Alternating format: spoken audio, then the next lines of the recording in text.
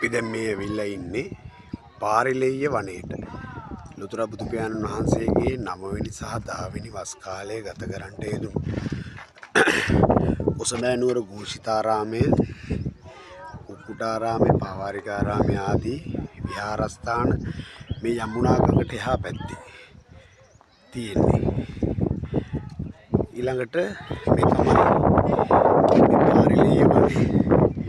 ලොතර බුදු පියාණන් වහන්සේ විනය ධර්මදර භික්ෂුන් වහන්සේලාගේ ඒ උතුම් සමතයකට පත් කරන්න මේ ස්ථානෙට තමයි ආවේ. ඉතින් මේ තමයි පාරිලෙය්‍ය වනය.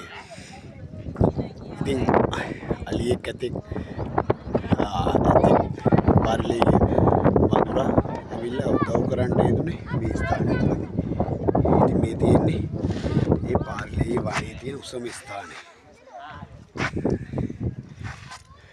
යමුනා ගඟත් සමගම පේන ස්ථාන.